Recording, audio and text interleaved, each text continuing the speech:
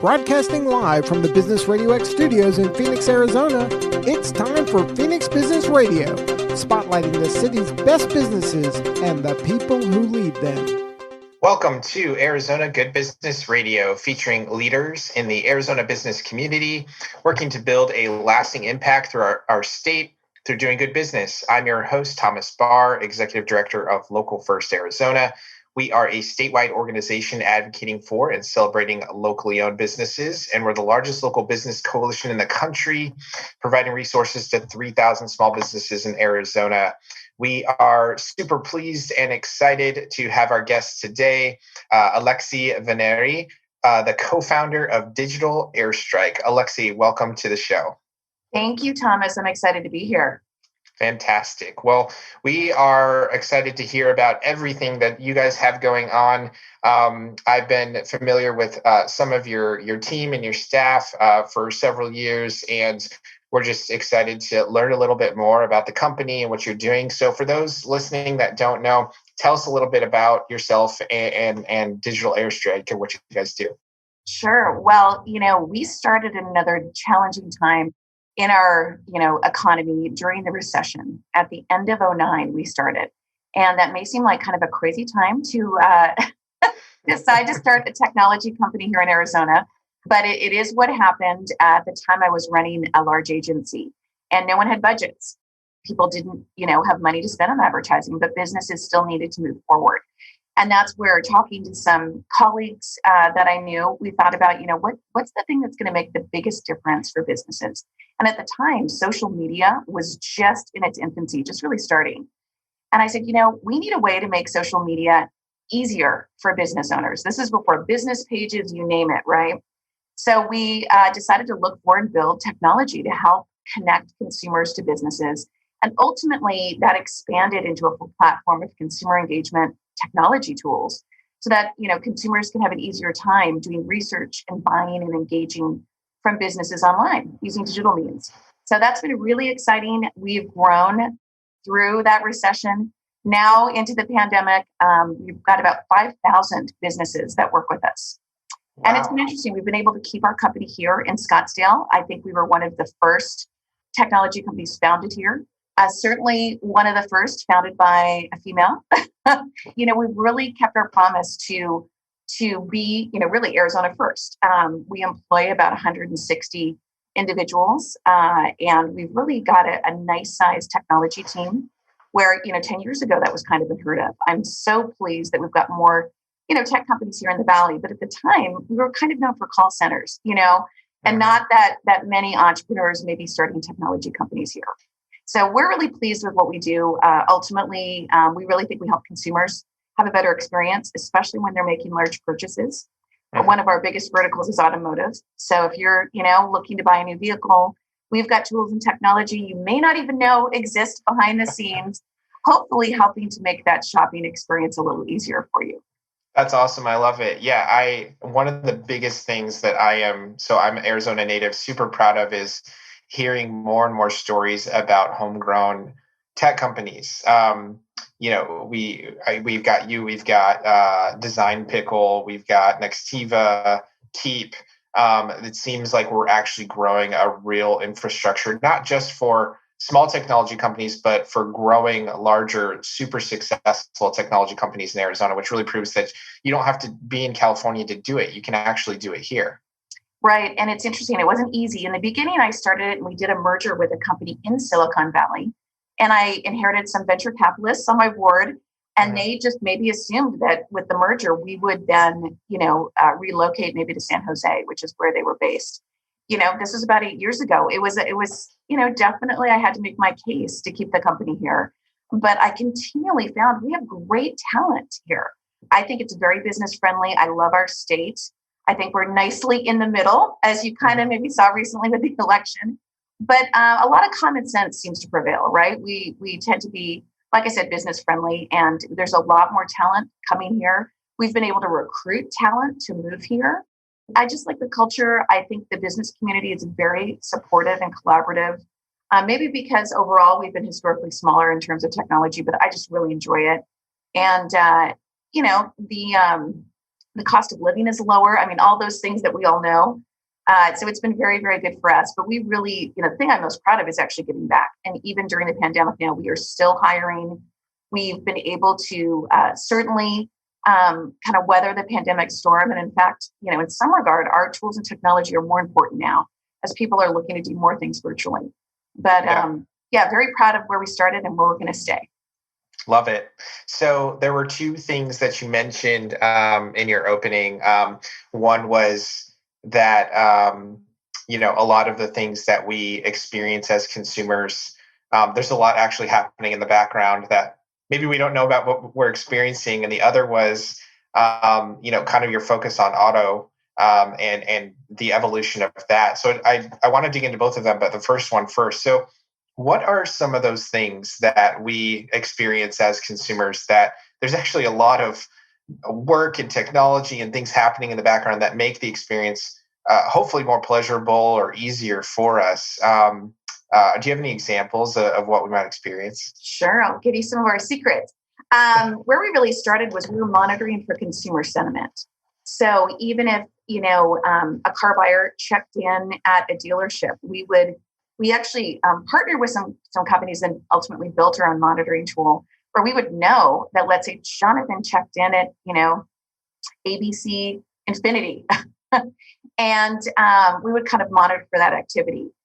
If you had a negative experience and you talked about it online and we could pick that up, we would actually alert the business owner if they were one of our clients and say, hey, Jonathan's not happy. He might actually be sitting there in your dealership right now. Maybe go check on this situation, or have the business owner or manager of the business pick up the phone and call you or reach out to you if you were in their database, right? That was usually just one of those moments of surprise. People wouldn't expect that someone senior, maybe at a dealership, would think to do that.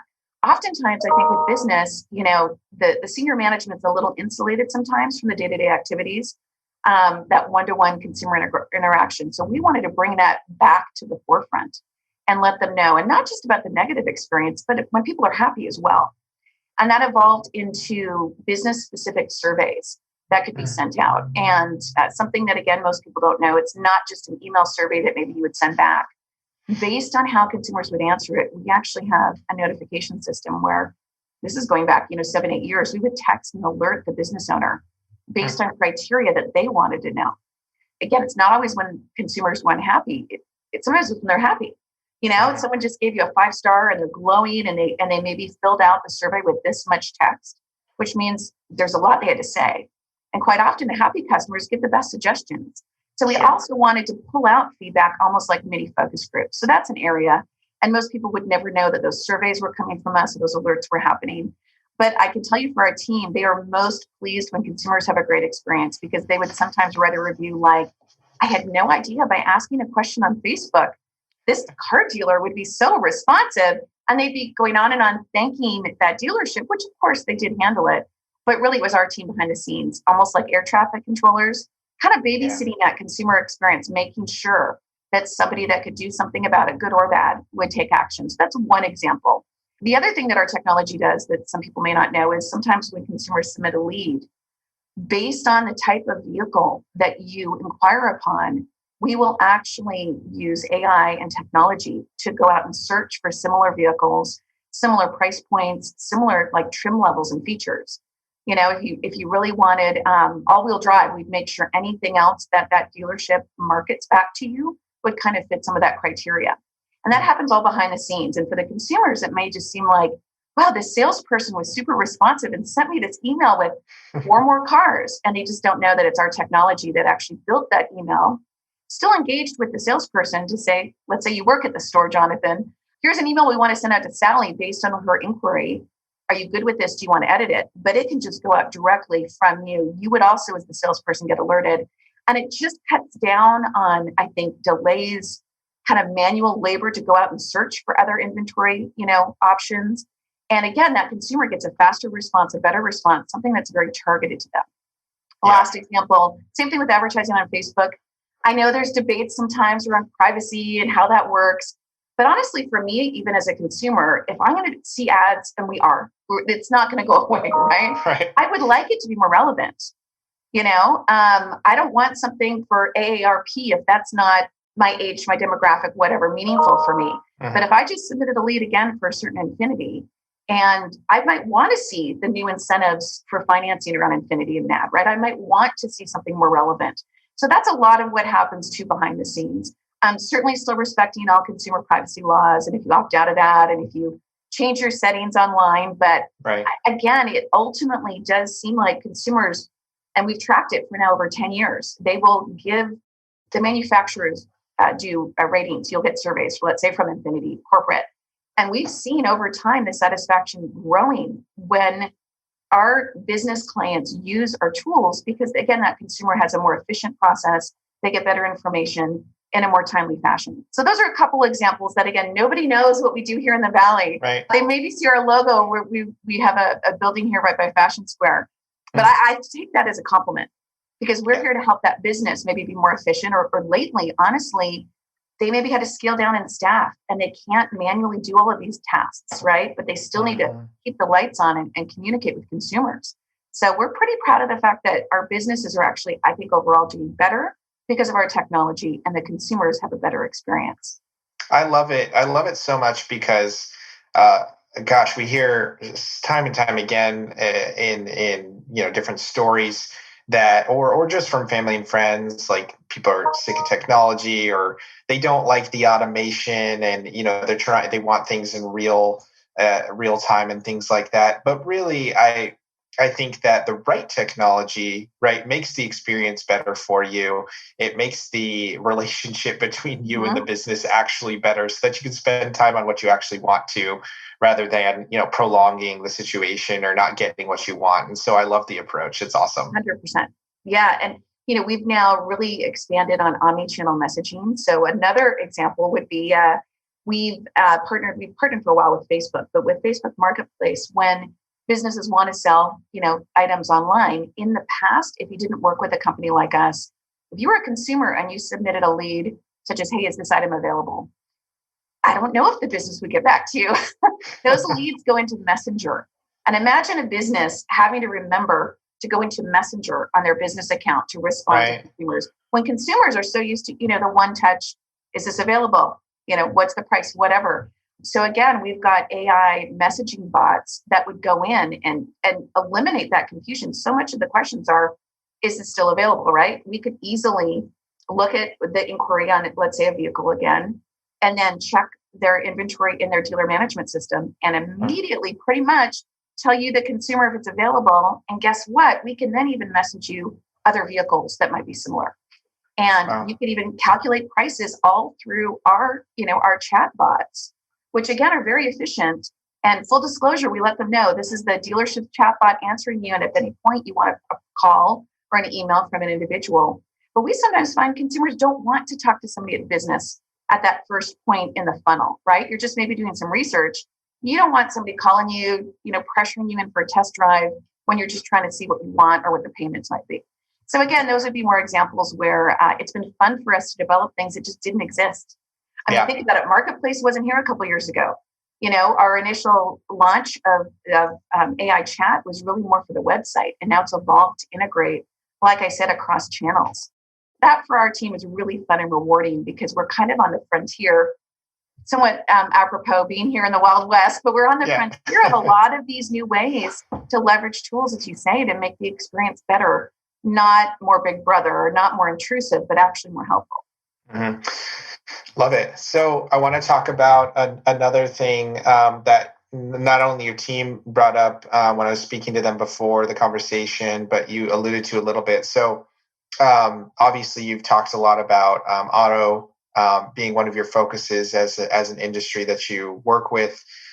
When I think of an automotive purchase, and just being from personal experience over the last 6 months, I know that my wife is 95% of the decision in this process regarding color and type and all of these things. But I know that you've also been working a lot in trying to bridge that gap between the business and the individuals, and new things like Pinterest and advertising on those platforms and things like that. So in an industry that tends to think that it's male dominated. How do you work within the technology space to bridge the gap to more of the actual demographic that might be actually making the decision in the process? What does that look like? Right. That's a great question. Well, luckily I do fall in that demographic. So I've got my own first party research there, but we've always been very mindful, and it's been great that we're very data driven. So literally from the beginning, we've been very fortunate to work with dealerships or manufacturers, or even outside of automotive. We've got clients outside of automotive where we have access to data to kind of look at that. And that's why we would create a custom plan. It doesn't always make sense in every market or for every price point or every, item that you're selling to certainly target every demographic, but to get a little smarter on that. So what we've done is really a nice blend. And, our studies show that on average, females are really involved in at least about 65% of the purchases, if not more. It just kind of depends if they're an influencer or are they actually signing the paperwork. And sometimes you got to look through that data. But ultimately, it's about, again, giving different demographics, methods to make that decision to want to purchase. So, for example, on Pinterest, I think there's a great example there to really explain some features that maybe historically weren't as obvious. Something that may sound basic, but cup holders. If you've got kids, is there somewhere for the sippy cup? Is there your Starbucks cup? What's the layout? How do the sunroofs work? Do the rear windows come down all the way? Or are they more child safety? Those things aren't typically explained very well on websites, for example, or even in quick, traditional commercials. So some of these new mediums, such as Pinterest, allow us to really display more of that. We actually like to have our team even do our own kind of first-party reviews. Something new that we're doing is we're actually working with our clients. I'll stick with the automotive example, but we're going out and looking at the vehicles ourselves, almost like our own consumer report. And our team is creating TikTok videos, and our team is actually doing, walk around, what they call them kind of walkarounds, where you actually walk around the outside, the inside, and we put that in our own video platform that then our clients can use. Even if, that's not their exact vehicle on their lot, it's the same brand, it's the same model, it's the same year. So we're just trying to, again, make it easier for the business as well. Because oftentimes they're running a business, they're doing 20 million things. Yeah. Do I really, as a salesperson, have time to go out and film every vehicle on my lot? But if we have the economies of scale where we know we work with so many dealerships with that brand, our team can do it. And it actually educates our team too to know more about it. A component of what we do is actually create content for social media. And it's very helpful for us to be able to actually really understand the products when we're going to go online and then talk about it. So that would be an example of how we're doing that. And then I think ultimately we put a lot of the communication in the hands of the consumer. So, if they prefer chat, if they want things to be sent to them through Messenger, if they would rather, certainly receive email information with photos of the vehicles and more pricing, we will do that as well. And I think by letting them guide it versus maybe a little bit more of an aggressive sales approach with maybe male salespeople in dealerships, that doesn't always work for that female audience. So again, I think having more options and more technology to drive that really based on consumer preferences, make sure everybody has a better experience, right?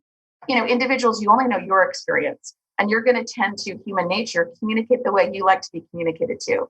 Unfortunately, I don't think there's enough females that actually work in automotive, even though it's an amazing industry and there's a lot of opportunity. So, it does tend to be maybe more of a male-centric approach with some of the individuals. And I really think our technology bridges that gap and appeals to a wide range of not only genders, but certainly age groups. There's a lot of folks today that are now in market that are ready to buy, that it's maybe their first vehicle.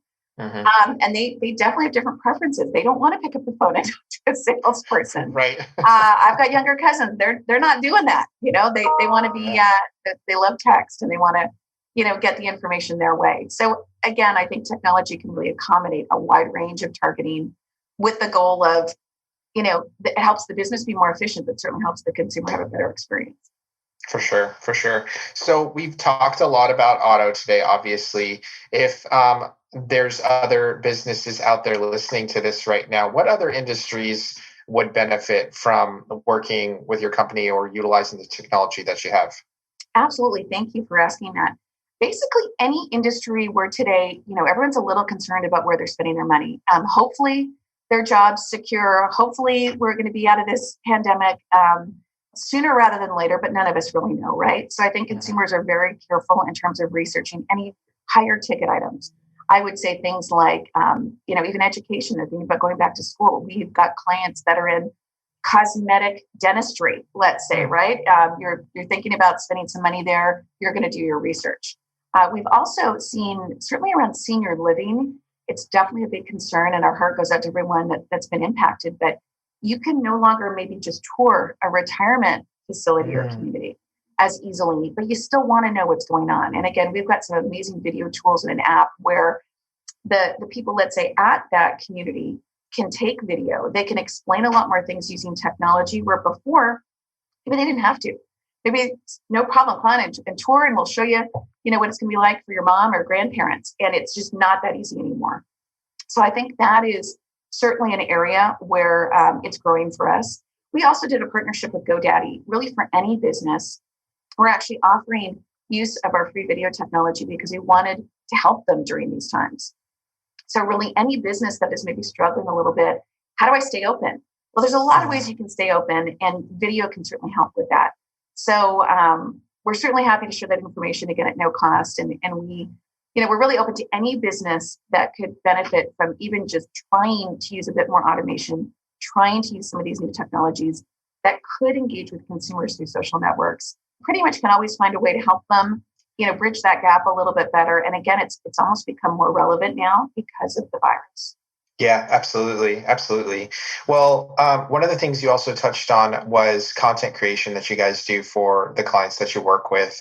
And I want to talk about that for just a minute as we near the end of our conversation here. But I was listening to, or actually watching, a video from an entrepreneur who was in a room with an older group of people and asked them to all raise their hands and say, who's on TikTok right now? Nobody raised their hands.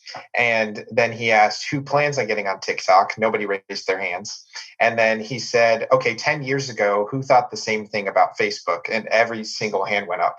So from my perspective, it's inevitable, this platform is understood by a huge number of people and is used, I think, most out of any social media platform now, even though it's still kind of foreign to a lot of people on social media.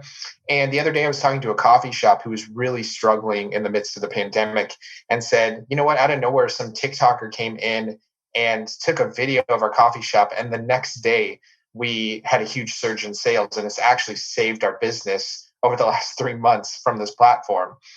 So kind of from your perspective, somebody who works with a lot of different businesses, is doing content creation on this platform. What do you see as the evolution of that? What do you see as the need for businesses to prioritize or think about having content created on that platform as we move into 2021? Right. Great question. I love hearing stories about that. Obviously, it wasn't just TikTok, it was an influencer probably that had a following, but that's very, very cool. Right. You can actually pay those people now, but I won't go there.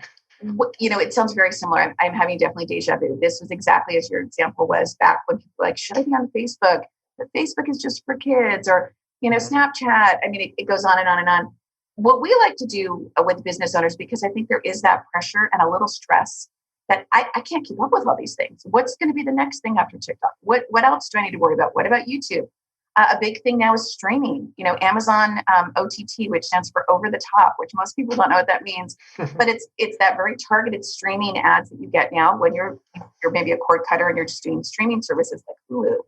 We like to take the stress out of that. So one of the most effective presentations we ever have given in the past, and we still do, is we'll talk about either the top 10 new trends in social media or top 10 ways to engage with consumers. By about trend 4, business owners, you can see they're getting visibly stressed. And, I've got the advantage where I've got a whole team of people to keep on top of these trends. I don't personally TikTok myself, but I need to know how to use it for business, to your point. And we let them know, hey, we can help take that pain away. That's why we have a team of people. That's why we have people working with those networks. And not every network will work for you and your business right now, but at least you'll know that and let you focus on your business and let us focus on this. Just like back in the day, they wouldn't, buy their own professional cameras and camera crews and necessarily film their own TV spots. They would hire someone to do that. So I like to let them know that, there are people, certainly there's other vendors, not just us, but really look for help, because this is the new way you're going to communicate. And as a lifelong marketer, I love it because you do have a lot more control. You can target all those things that before you maybe did an ad on a radio station and maybe you kind of the demographic of people that listen to it, but you couldn't target the way you can today. Now with streaming, with programs, podcasts, I mean, it's so amazing. So work with someone that'll help you get there and do that. And it's all about testing, right? And a lot of these platforms, certainly there's a way to get reach, like with an influencer. You can pay to be seen, absolutely. But a lot of it is just that content that's going to connect with those consumers. And it's getting that video, but then what do you do with it? Do you have a database of people? Do you have a loyalty program? Can you email or text those coffee shop consumers that have seen you in the past? Are you also pivoting and inventing new ways to maybe do curbside delivery or pickup, or some new cool, holiday latte that you could actually get delivered to a friend? Imagine that. Maybe start a new. So part of it's just the creativity of working with a creative shop and being in technology. I think, I know we're very creative, so we love those kind of challenges. So instead of, I think, business owners being concerned or worried or what's the next thing or what do I do on TikTok, you just got to work with a partner, truly. And, it's not just a moment in time where you got lucky because an influencer did a TikTok at your shop. There's other ways to then take that, harness it, and really extend that so it's more of an actual plan to keep your business front of mind with consumers. And they are spending more time online than ever before. We could certainly share some stats around that because they are working from home. They are not going out as much socially. So now is the perfect time to test some new ways to reach consumers. And certainly also yourself, think of some new offerings. This is historic what's going on in the world right now.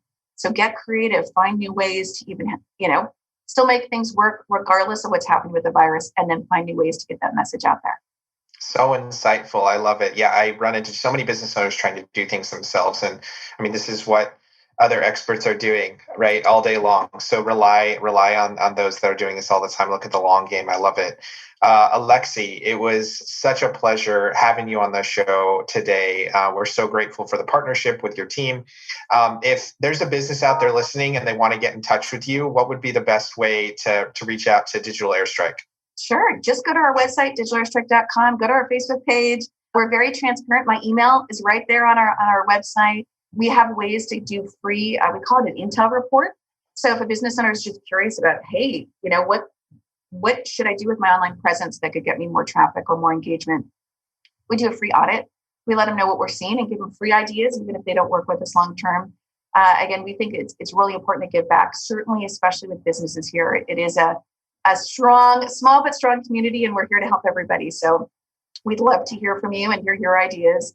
And, it is about, again, just always thinking about how do we engage with those consumers so they have a better experience. I think if anybody thinks about that, really put yourself in the mind of your consumers, your audience, and how to get them information in maybe a new way. And you might be surprised at the results, because we definitely see that consumers more than ever, even let's say, you got grandmas and grandpas on Zoom. So they for sure are more open more than ever to engaging, I think, digitally. Fantastic. Well, so appreciate all the insight and information today. If you want to get in touch with Digital Air Strike, you definitely can, digitalairstrike.com, or we'll leave the notes on this podcast. We hope those listening were inspired today, listening to a leader right here in Arizona working to leave a legacy through doing good business. We'd like to thank our sponsor, Phoenix Business RadioX, for hosting us, and all of our legacy partners at Local First, including Digital Air Strike.